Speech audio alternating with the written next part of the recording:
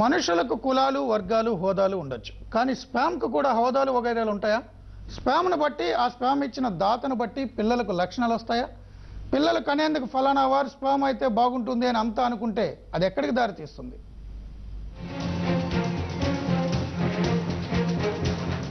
మాకు పిల్లలు లేరు, ఆర్టిఫిషియల్ ఇన్సెమినేషన్ ద్వారా బిడ్డను కనాలనుకుంటున్నాం. స్పర్మ్ దాత కావాలి, అతను ఐఐటిఎన్ అయి ఉండాలి.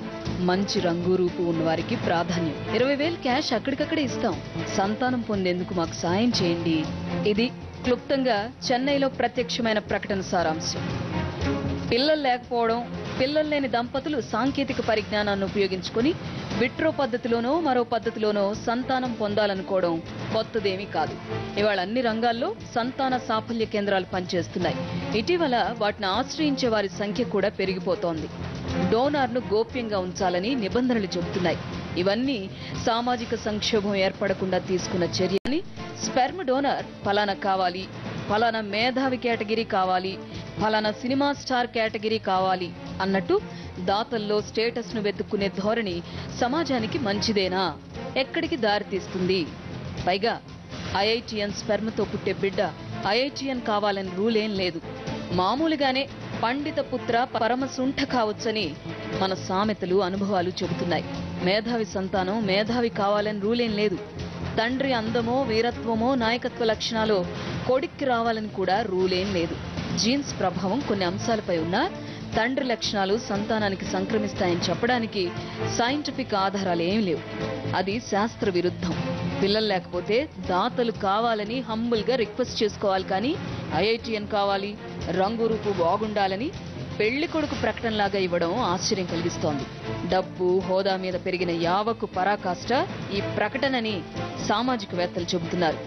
ఇది విలువల పతనానికి పరాకాష్ట. ఇది ఇలాగే కొనసాగితే ఎక్కడ ముగుస్తుందో చెప్పడం కష్టమని అందమైన పిల్లలు కావాలనుకునేవారు, హోదా పొందాలనుకునేవారు ఎక్కడికైనా దిగజారే ప్రమాదం ఉందని హెచ్చరిస్తున్నారు. కాదనగలమా?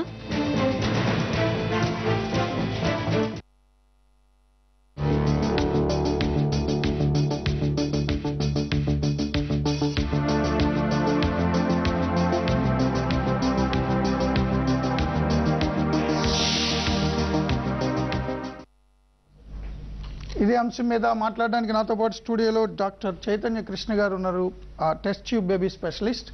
KV Srinivas garu psychologist. నమస్కారం అండి. నమస్కారం అండి. డాక్టర్ గారు చెప్పండి. వెబ్లో చెన్నై దంపతులకు ఇచ్చిన ప్రకటన సంచలనం కలిగిస్తుంది. తో వారికి వీర్యదాతలు కావాలి, ఐఐటిఎన్ అయి ఉండాలి, ఖచ్చితంగా ఐఐటి చదువుకున్న విద్యార్థి అయి ఉండాలి, గుడ్ లుకింగ్ అయి ఉండాలి, ఫెయిర్గా ఉండాలి, ఇవన్నీ కొన్ని వాళ్ళు కావాల్సిన లక్షణాలు రాసి 20,000 రూపాయలు ఇస్తాము ఇలాంటి డోనర్ వస్తాయని. సో మీరు టెస్ట్ ట్యూబ్ బేబీ స్పెషలిస్ట్గా ఉన్నారు, చాలా సీనియర్ ఈ ప్రొఫెషన్లో, పర్టికులర్గా ఇందులో. సో మీ దగ్గరికి ఇలాంటి వచ్చే పేషెంట్స్ ఎవరైనా మాకు ఇలాంటి కావాలి, ఈ కులం వాళ్ళు కావాలి, ఈ వర్గం వాళ్ళు కావాలని అడుగుతూ ఉంటారా? అడుగుతారండి వాళ్ళు. ఎందుకంటే వాళ్ళు డిసైడ్ అయిపోతారు, ఎలాగూ డోనర్ స్పర్మ్కి వెళ్తున్నాం కదా, సో షాపింగ్ చేసినట్టు అనమాట. అన్నిటికన్నా మంచి ప్రోడక్ట్ ఒకటి దొరుకుతుంటే ఆ వచ్చే నెక్స్ట్ ఫ్యూచర్ జనరేషన్లో కూడా మంచి క్రెడెన్షియల్స్ అండ్ క్వాలిటీస్ ఉంటాయి కాబట్టి ఆ ఆప్షన్ పెట్టుకొని ముందుకు వెళ్దామనేసి వాళ్ళ రిక్వైర్మెంట్ని వచ్చి మాతో డిస్కస్ చేస్తారు. ఒకటి, ఇది సమాజంలో ఎవరికి తెలియకూడదు, ఇది వీళ్ళు డోనర్ స్పర్మ్ వాడి కన్సెప్షన్ చేసుకున్నారు, దాన్ని వాళ్ళు కన్సీల్ చేయడం ఫస్ట్ చూసుకుంటారు. దానివల్ల ఆ హస్బెండ్ హైట్ వెయిట్కి సూట్ అయ్యే donor, skin colour, hair colour, I colour, బేసిక్గా ఇవి చూసుకుంటారు ఫస్ట్ వాళ్ళు నెక్స్ట్ ఆప్షన్కి వచ్చే కన్నా ముందు. ఇది మ్యాచ్ అయిన తర్వాత వాళ్ళు వాళ్ళ స్పెసిఫిక్ ఫస్ట్గా చూసుకునేది ఎడ్యుకేషన్ బ్యాక్గ్రౌండ్. ఈ మధ్యకాలంలో వచ్చే చాలామంది పేషెంట్స్ ఈ డోనర్ ప్రొఫైల్లో ఎడ్యుకేషన్ బ్యాక్గ్రౌండ్ చూసుకొని highly qualified, especially post graduation కోసం చూసుకుని వాళ్ళ తర్వాత ఆ డోనర్ నుంచి వచ్చిన శాంపుల్ని తీసుకుని they go head with the procedure అండి. సో వాళ్ళ పర్టిక్యులర్ ఇవి రిక్వైర్మెంట్స్ ఏంటో మాకు చెప్తారు, మనం దానికి మ్యాచ్ అవుతుందా లేదా అని చూసుకుని వాళ్లకు కేటర్ చేయడం అవుతుందండి వాళ్ళ నీడ్స్ ప్రకారం. అంటే ముఖ్యంగా మీరు చెప్పిన ప్రకారం చూస్తే క్యాస్ట్ అవన్నీ కూడా అడుగుతున్నారు. కాస్ట్ అనే యూజువల్గా అంత డెప్త్గా సబ్ కాస్ట్ రిలీజన్ అని పోరండి, కానీ ద మేజర్ రిలీజన్స్ చెప్తారండి, హిందూ ఆర్ క్రిస్టియన్ ఆర్ ముస్లిం అనేది దట్ క్యాన్ బి బ్రాట్ అండి. దో డిస్క్రిమినేషన్ కాకపోయినా ఎవ్రీ రిలీజన్కి వాళ్ళ సెంటిమెంట్స్ కొన్ని ఉంటాయి. సో దానికోసం అనేసి government doesn't restrict us from giving that identity.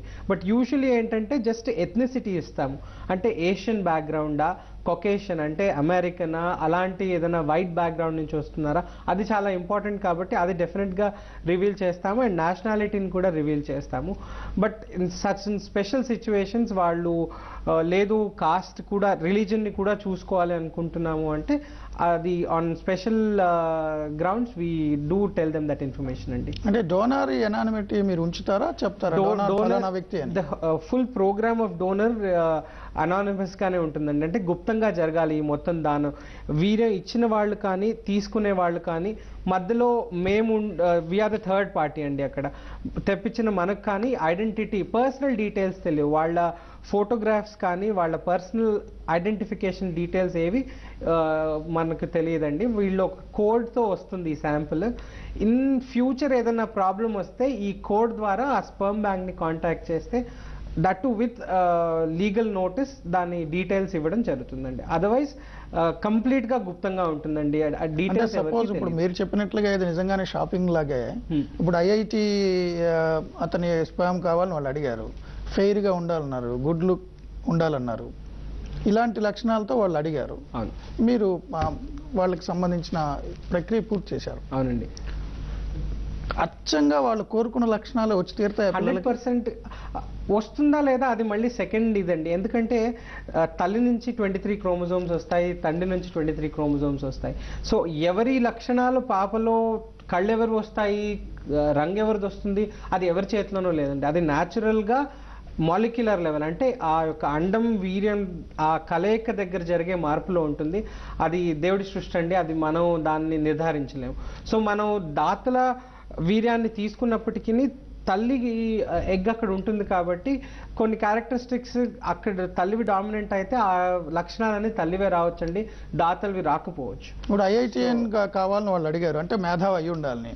వాడికి చదువు రాలేదనుకో, మిమ్మల్ని సూ చేస్తారా? స్పామ్ బ్యాంక్ సూ చేసే అవకాశం ఉందా? అలాంటి ఇది ఏం లేదండి. అంటే అందుకే అండి ఈ దాతల ఈ స్పర్మ్ డొనేషన్ వెళ్ళే కన్నా ముందు ఆ కపుల్ని ఇద్దరిని కంపల్సరీ కౌన్సిలింగ్ సెషన్కి పంపిస్తాం. మొత్తం ప్రాసెస్ ఎలా జరుగుతుంది చెప్తాము, తర్వాత వాళ్ళ స్పెసిఫిక్ క్వశ్చన్స్ ఏంటి ఆన్సర్ చేస్తాము. అండ్ కౌన్సిలింగ్ అనేది చాలా ఇంపార్టెంట్, ఎందుకంటే ఇన్ ఫ్యూచర్లో ఒకటి ఇక్కడ తండ్రి యొక్క ఇన్వాల్వ్మెంట్ లేదు స్పర్మ్ పరంగా చూసుకుంటే, దాతల స్పర్మ్ వస్తుంది. సో ఐడెంటిటీని రివీల్ చేస్తారా బాబుకి or the baby born out of it, ఎప్పుడు చేస్తారు, ఆర్ దీన్ని కంప్లీట్గా అలాగే గుప్తంగా ఉంచుకుంటారా, అలా గవర్నమెంట్ ఏమీ స్పెసిఫిక్ రూల్స్ ఇవ్వలేదు వాళ్ళకి. సో ఇవన్నీ డిస్కస్ చేయవలసి ఉంటుంది వాళ్ళతో. సో వాళ్ళు కంపల్సరీగా కౌన్సిలింగ్ వెళ్ళాలి. ఆ కౌన్సిలింగ్ పార్ట్లో మొత్తం ప్రాసెస్ చెప్పడం జరుగుతుంది. అండ్ గ్యారంటీ అనేది ఏది ఉండదు, ఎవరి క్యారెక్టర్స్ అయినా ఇక్కడ రావచ్చు అని మనం వాళ్ళకి స్ట్రెస్ చేసి చెప్పడం అవుతుందండి. శ్రీనివాస్ గారు, ఒక సైకాలజిస్ట్గా మీరేమంటారు, పరిస్థితి ఎక్కడికి దారితీస్తుంది? అంటే దీన్ని టెక్నికల్గా డాక్టర్ గారు చెప్పారు, అయితే అంతకంటే ముందు కూడా కాన్సెప్చువల్గా కూడా ఆలోచించాల్సిన అవసరం ఉందండి. అసలుకు ఎవరు వెళ్తారు ఈ స్పర్మ్ డోనర్ క్లినిక్కి, ఎవరు వెళ్తారు? జనరల్గా వాళ్ళకి మ్యారేజ్ అయ్యి కనీసం 3 సంవత్సరాలు గడిచినా కూడా పిల్లలు పుట్టకపోతే ఇన్ఫెర్టిలిటీ ఏమో అనుకుని ఒకసారి పరీక్ష చేయించుకొని నిర్ధారణ చేసుకొని వాళ్ళు ఇక్కడ స్పర్మ్ డోనర్ దానికి ఆశ్రయిస్తారు. ఆశ్రయించినప్పుడు ఎటు ఆశ్రయిస్తున్నారు కాబట్టి, ఎటు ఫారెన్ దీనివల్ల పుట్టాల్సిందే కాబట్టి వాళ్ళకంటూ కొన్ని కోరికలు ఉంటాయి. మంచి ఉత్తమమైనటువంటి బిడ్డను కనాలి, ఆడైనా మగైనా అని వాళ్ళు ఒక టార్గెట్ పెట్టుకుంటారు. ఏ విధంగా అయితే మంచి ట్రైట్స్ ఉంటాయో, ఒక ఐడియల్గా వాళ్ళు ఏమి ఎక్స్పెక్ట్ చేస్తున్నారు దంపతులు ఇద్దరు కూడా, ఆ ట్రైట్స్ని వీళ్ళ ముందు ఉంచుతారండి క్లినిక్ వచ్చి. వాళ్ళు దాని ప్రకారం వాళ్ళ దగ్గర ఆల్రెడీ అటువంటి ట్రైట్స్ కలిగినవి దగ్గరగా ఉన్నాయా, ఏమైనా ష్యూరిటీ ఉందా అన్నట్టుగా చూసి వాళ్ళ యొక్క ఇంట్రెస్ట్ టేస్ట్ని బట్టి ఇస్తారు. కానీ కొంతమంది ఇప్పుడు ఉన్న విజ్ఞానం ఎక్కువైపోయి అనుకోవచ్చు, లేకపోతే కోరికలు ఎక్కువైపోయి ఉండొచ్చు, లేకపోతే మేము ఈ ప్రస్తుతం ఉన్నటువంటి సోషల్గా ఉన్నటువంటి వాల్యూస్, విలువలకి లేకపోతే కల్చర్స్కి మేము దూరము, మేము అతీతులము, మాకు ఎందుకంటే విపరీతమైన చదువు ఉంది, జ్ఞానం ఉంది కాబట్టి మేము ఒక అడుగు ముందుకు వేసి వెనక్కి తిరిగి చూసి చెప్తున్నామని చెప్పేసి ఆశ్రయించడానికి ఉంది. అంటే ఏంటి, అతను కెపబుల్ ఏంటి పిల్లవాడిని కంటానికి, కానీ వాళ్ళకి హిడెన్గా ఏమైనా కొన్ని రోగాలు కానీ లేకపోతే వాళ్ళ వంశపారపరంగా వచ్చేటువంటి కొన్ని మేనరిజమ్స్ కానీ కొన్ని నచ్చనివి ఉండొచ్చు.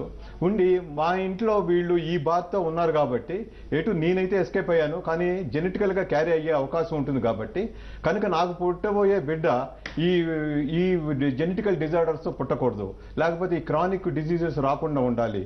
కనుక సంపూర్ణమైన ఆరోగ్యంతో మంచి తెలివితేటలతో ఇంకా ఐడియల్గా వాళ్ళు ఎంతైనా అనుకోవచ్చు అన్నమాట. ఐడియల్గా ట్రైట్స్ చెప్పాలంటే చాలా చెప్పగలుగుతారు. శ్రీరామచంద్రమూర్తి కంటే గొప్ప మనిషిని కానాలని ప్రతి వాళ్ళకి ఉంటుంది. ఆ విధంగా అనుకుని కూడా ఆశ్రయించే అవకాశం ఉంటుందండి. కానీ ఏంటంటే రెండో తరహా అంటే అతను కెపబుల్ అయి ఉండి మళ్ళీ డోనార్ దగ్గరికి వెళ్తున్నాడు అంటే ముందుగా అతనికి మెంటల్ స్టేటస్ చూడాలండి. ఎందుకంటే ముఖ్యంగా ఆడవాళ్ళు ఒప్పుకోరు, ఒక విధంగా మగవాళ్ళు కూడా హెసిటేట్ చేస్తారు. ఎందుకంటే ఇది వాళ్ళ యొక్క అన్యోన్య దాంపత్యానికి గుర్తుగా, వాళ్ళ శృంగారమైనటువంటి ప్రాసెస్ గుర్తుగా కలిగే డిజైనర్ బేబీస్. శ్రీనివాస్ గారు చెప్తున్నట్లుగా వెస్ట్ లో ఉన్నటువంటి డిజైనర్ బేబీస్, మనకు కావాల్సిన జుట్టు, ఎర్ర జుట్టు ఉండాలి, నల్లగా ఉండాలి. రీసెంట్ గా ఇక్కడ ఐసీఎంఆర్ గైడ్ లైన్స్ వచ్చాయండి. ఇప్పుడు దాన్ని స్ట్రిక్ట్ గా అమలు పరుస్తున్నారు ప్రతి క్లినిక్ లోను. దాని ప్రకారంగా చూసుకుంటే ఎవరంటే వాళ్ళని తీసుకెళ్లి మనం డోనర్ స్పర్మ్ ప్రోగ్రామ్ లో ఇన్వాల్వ్ చేయాలండి. వాళ్ళు ఖచ్చితంగా ఈ 4 రీజన్స్ ఉండాలండి. ఒకటి అజోస్పర్మియా, అంటే వీర్య కణాలు వీళ్ళలో ఉత్పత్తి కావట్లేదు అని డాక్టర్ నిర్ధారించినప్పుడు ఒకటి వాళ్ళు డోనర్ స్పర్మ్ ని ఆశ్రయించండి.